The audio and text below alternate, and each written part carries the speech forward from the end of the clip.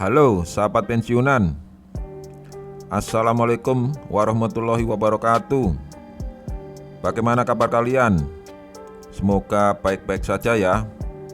Kali ini kita akan sharing memahami shrinkage dalam injection molding. Diambil dari buku The Fundamental of Shrinkage in Thermoplastic by Covestro.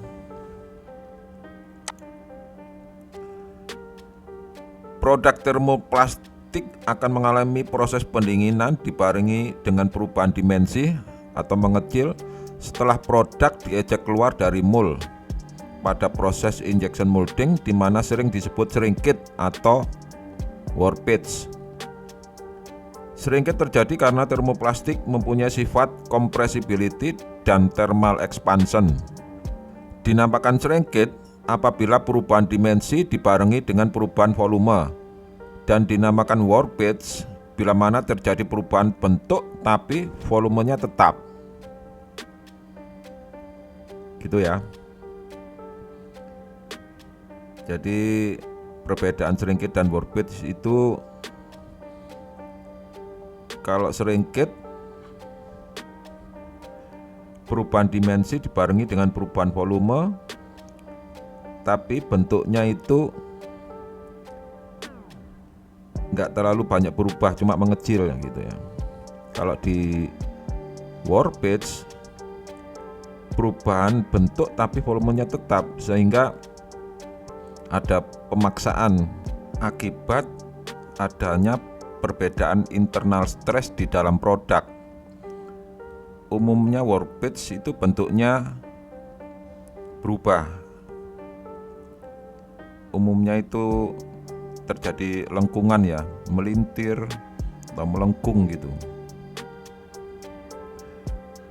Shrinkage akan terus terjadi sampai temperatur produk sama dengan temperatur ruangan, dengan terlepasnya internal stress di dalam produk. Lanjut. Perbedaan dimensi saat proses injection molding. Ini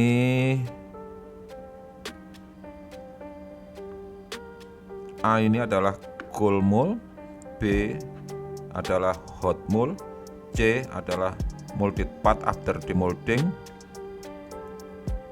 D adalah molded part after 24 hour in standard atmosphere ya, pada suhu ruangan. E adalah molded part after prolonged period or after storage in heat. Ini di dalam gudang gitu ya. F adalah molded part after water absorption, seperti polyamid ya. Ini maksudnya apabila ada conditioning ya, dikondisikan. Misalnya umumnya terjadi warpage terus di annealing atau dikondisikan, itu akan terjadi perubahan dimensi lagi. Di sini ada keterangan ya. Satu adalah mold dimensi mold ya. Dua ini adalah ekspansi dari mold. Kalau pada saat injection, proses injection, moldnya terjadi panas, itu adalah moldnya terjadi ekspansi atau memanjang ya akibat panas ya. Ini sekian ini ya. Tiga adalah demolding shrinkage atau disingkat SE.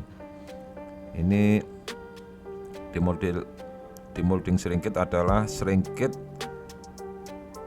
seketika after produk keluar dari mold. Jadi produk keluar dari mold setelah diejek langsung diukur, itu demolding shrinkage atau SE singkatannya. Kalau 4, molding shrinkage atau SM, ini setelah sekian jam. Umumnya 6 16-24 jam ya. Itu namanya molding sringkit. 5 ini adalah post sringkit.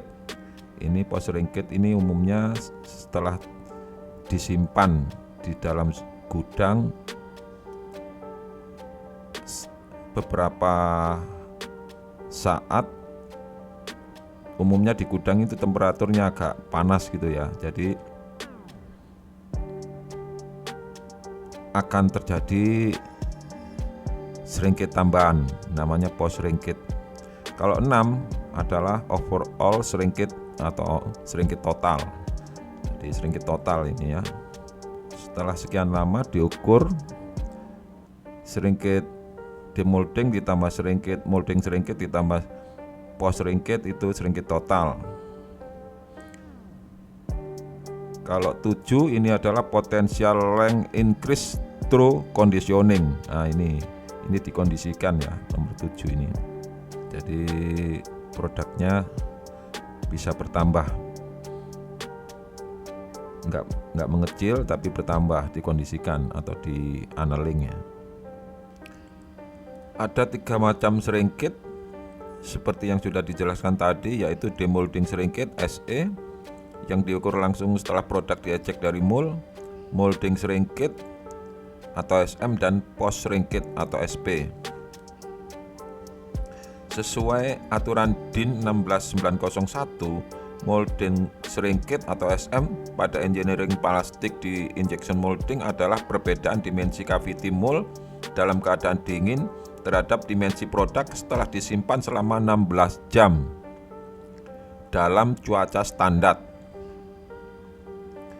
Bila diteruskan disimpan pada ruangan dengan temperatur lebih tinggi di gudang dan kemudian terjadi perubahan dimensi, itu dinamakan post sringkit atau SP, di mana rumusnya sebagai berikut. Molding sringkit atau SM sama dengan LW dikurangi LF1 dibagi LW. Post sringkit atau SP sama dengan LF1 dikurangi LF2 dibagi LW, di mana LF1 adalah molded part dimension before SP, yang LF2 adalah molded part dimension after SP, dan LLW adalah dimension of cool mold. Gitu ya. Kita lanjutkan.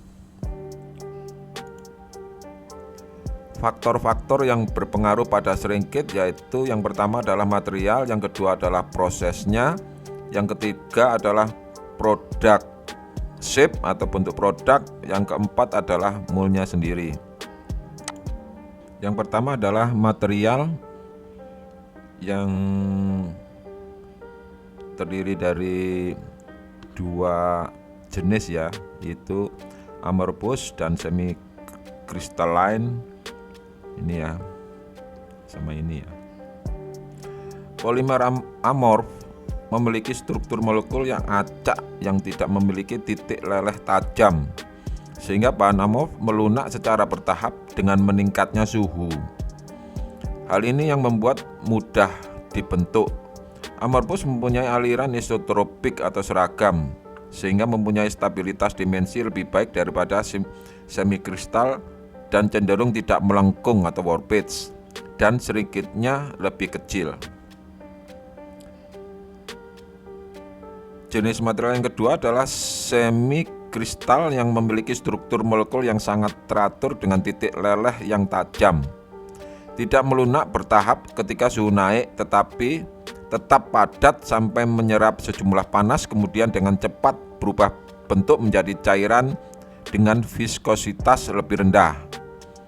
Titik leleh ini umumnya di atas termoplastik amorphous ya. Kelebihan polimer semikristal membentuk plastik keras karena gaya antar molekulnya yang lebih kuat. Titik leleh polimer semikristal yang tajam membuatnya sulit dibentuk. Bahan ini bersifat anisotropik atau tidak seragam dalam aliran, sehingga sringkitnya lebih besar ke arah transversal atau tegak lurus aliran daripada searah aliran. Ini menghasilkan ketidakstabilan dimensi dan nilai penyusutannya lebih tinggi dibandingkan bahan amorf murni. Gitu ya.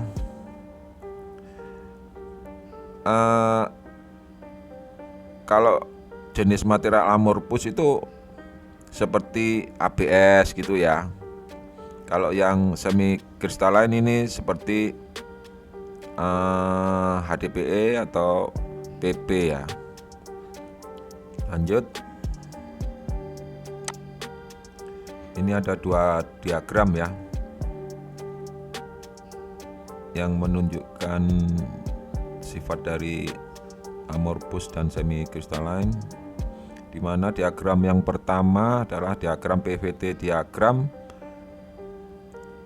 dengan kualitatif pressure-nya konstan ya. Spesifik volume dan temperatur diagram untuk amorphous dan semi kristalin termoplastik. Dan diagram PVT yang kedua adalah yang sebelah kiri ini adalah diagram amorphous, yang sebelah kanan ini adalah diagram semi kristalin. Plastik during slow cooling under different pressure, di mana tekanan P0, P1 dan P2. Keterangannya adalah PVT diagram yang pertama ini menunjukkan perilaku yang berbeda dari dua jenis material amorphous dan semi kristalin karena mempunyai struktur molekul yang berbeda. Di sini terlihat ya. Untuk amorphous saat dipanaskan dia cenderung konstan. Ya, konstan naik, jadi dia berubah bentuk pelan-pelan sampai akhirnya mencair. Sedangkan semi kristalin ini dipanaskan, terlihat ini ya, dia stabil, akhirnya pada titik yang tajam ini menjadi liquid. Gambar 6 menunjukkan bahwa semakin tinggi packing density yang dihasilkan dengan meningkatkan tekanan menyebabkan pergeseran ke atas pada titik transisi gelas TG pada amorf dan suhu kristalisasi atau TC. TG ini untuk amorf dan TC ini untuk semi kristalin. Volume spesifik yang dicapai pada suhu kamar dengan tekanan tinggi lebih rendah dari volume spesifik pada tekanan atmosfer. Ketika tekanan dihilangkan, plastik berusaha mencapai volume spesifik pada tekanan normal atau 1 bar. Gitu ya keterangannya ya. Kita lanjutkan. Ini ada video dari Paulson Training, bisa untuk menambah wawasan. Kita akan melihat molecular orientation yang menyebabkan shrinkage. Ketika plastik masuk ke cavity, molekul yang dekat dinding akan searah dengan aliran atau berorientasi. Saat cavity penuh, cooling mole menjebak beberapa plastik orientasi tetap di tempatnya. Plastik orientasi membeku dan tidak bisa berrelaksasi yang menyebabkan internal stress.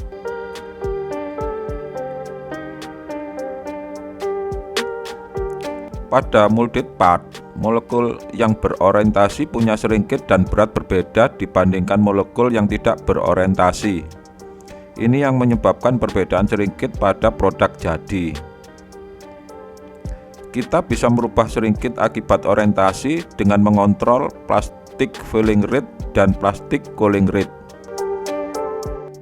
Yang kedua adalah pengaruh parameter proses terhadap shrinkage. Tadi pada video yang pertama dijelaskan bahwa plastik fill rate dan cooling rate mempengaruhi shrinkage yang disebabkan molecular orientation. Di sini dijelaskan lebih detail lagi ya. Ada 6 macam parameter proses yang berpengaruh terhadap shrinkage. Silahkan disimak. Tiap bahan plastik setelah keluar dari mold saat proses injection molding, dimensinya akan mengecil. Fenomena ini dinamakan shrinkage atau menyusut. Besarnya tingkat penyusutan dinilai dengan presentasi atau umumnya juga dinilai dengan inch per inch. Artinya tiap inch dimensi produk akan menyusut beberapa inci. Pertama, holding pressure time. Holding pressure time mempunyai efek pada shrinkage. Semakin lama holding pressure time, semakin rendah tingkat penyusutannya. Karena semakin lama holding time akan membawa material plastik lebih banyak yang bisa mengkompensasi shrinkage. 2. Holding pressure level. Tinggi rendahnya holding pressure sangat menentukan besar kecilnya shrinkage.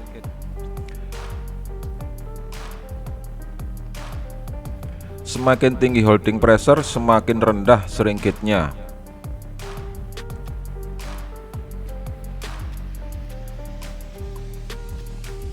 Tiga, temperatur cavity. Shrinkage akan meningkat bila mana temperatur dinding cavity meningkat.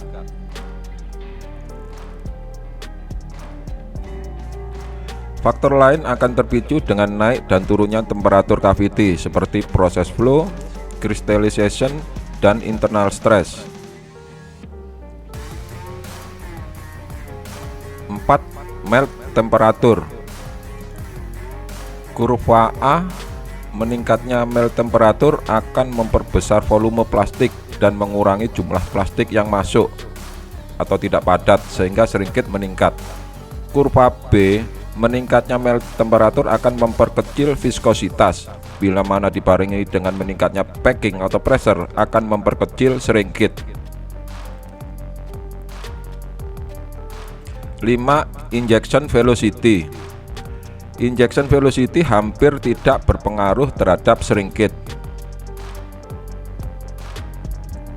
Ternyata material flow orientation vs reorientation dan shear heating vs pressure efeknya saling menghilangkan. 6. Demolding temperatur. Demolding temperatur tinggi atau produk diejek pada suhu tinggi akan meningkatkan shrinkage.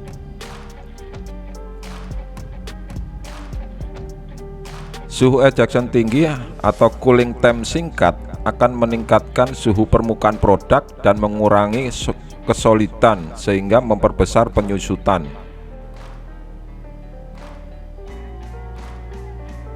Sebenarnya banyak parameter setting yang saling berkaitan, tapi paling tidak dengan informasi ini akan mempermudah Anda mengontrol shrinkage dan mengendalikan dimensi produk after molding.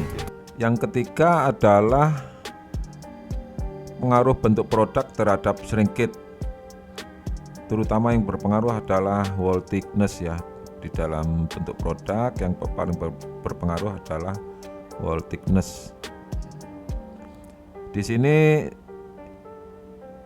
dijelaskan bahwa apabila ada bentuk produk bulat dengan ketebalan yang merata,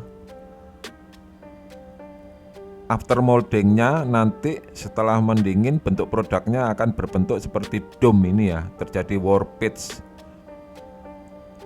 Untuk mengatasinya adalah dengan cara merekayasa ketebalan produknya itu dari tengah ke pinggir, ke tepi ini menipis ya.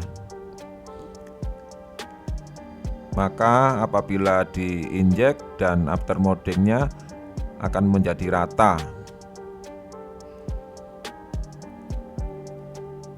Gitu ya keterangannya. Ini juga adalah salah satu contoh bentuk apabila ada perbedaan ketebalan. Di area sini kan ada perbedaan ketebalan, di sini lebih tebal daripada dinding yang vertikal, maka akan terjadi lengkungan atau warpage. Lanjut. Pengaruh seringgit terhadap bentuk produk lainnya, ini adalah contoh-contohnya ya. Apabila bentuknya seperti ini akan terjadi sigma. Sigma itu produknya kayak tenggelam gitu ya. Linear shrinkage, inherent stress, bentuknya ini berubah ya kayak gini, dan warp pitch, terjadi lengkungan-lengkungan. Kita lanjutkan. Yang keempat adalah pengaruh mole ya. Yang pertama adalah heating atau cooling. Pengaruh cooling terhadap internal stress yang berpengaruh pada shrinkage atau warp pitch. Apabila kita merancang mole, kita harus memperhitungkan posisi dari cooling. Sebisa mungkin kita menjaga distribusi cooling supaya area satu atau permukaan satu dan lainnya itu temperaturnya sama. Karena apabila tidak sama, dia akan memicu internal stress. Ini ya, ini apabila dinding area sebelah kiri itu 60 derajat Celcius, sebelah kanannya 90 derajat Celcius, maka produk akan terjadi lengkungan atau warp pitch. Yang kedua adalah gate ya. Pertimbangkan desain gate dan lokasinya yang memungkinkan pressure efektif untuk memperkecil shrinkage. Letakkan posisi gate pada posisi wall thickness yang lebih tebal. Gate yang dimodifikasi akan membuat holding pressure pada kondisi optimal, pengaruh pada shrinkage ya. Jika desain gate optimal akan memberikan hasil produk juga optimal. Ini salah satu ilustrasi bentuk gate ya. Disarankan bentuk gate untuk tipe gate submarine gate atau tunnel gate itu seperti ini ya, yang seperti yang ditunjuk ini ya. Bukan yang warna hijau tapi kombinasi antara hijau dan hijau muda. Lanjut. Yang terakhir adalah aplikasi. Shrinkage recommendation for common moderately plastic resin. Anda bisa temui di buku-buku atau di internet untuk shrinkage value dari jenis plastik yang umum digunakan di pasarannya. Seperti ini, ABS shrinkage value-nya range-nya sekian sampai sekian. Ini dalam inci ya. Dengan venting depth sekian sampai sekian gitu ya. Selanjutnya yang ini adalah saya dapat dari dulu saya bekerja, yang dikumpulkan oleh senior-senior saya dari proyek-proyek pembuatan mall. Apabila bentuknya seperti ini, bentuk seperti ini, lonjong seperti ini, maka shrinkage value-nya adalah seperti ini ya. Ini jenis materialnya PLD, PHD, PP dan PST. Ini dikumpulkan bertahun-tahun ya, sehingga akhirnya disimpulkan seperti ini. Ini dari pengalaman ya. Sudah jelas ya. Jadi shrinkage itu dipengaruhi oleh 4 faktor. Yang pertama itu adalah material, prosesnya, bentuk produknya, dan moldnya. Jadi untuk bentuk-bentuk yang sulit juga shrinkage, menentukan shrinkage-nya juga sulit, kecuali sudah pernah membuat bentuk yang sama yang terdahulu, atau bila perlu menggunakan pilot mold untuk menentukan shrinkage yang tepat, baru membuat mold yang sebenarnya. Untuk selanjutnya nanti kita bahas merancang injection mold dengan cycle time cepat. Saya akhiri artikel kali ini. Mohon maaf apabila ada salah kata dan apabila ada informasi yang berbeda, silahkan komen di kolom komentar. Terima kasih. Assalamualaikum warahmatullahi wabarakatuh.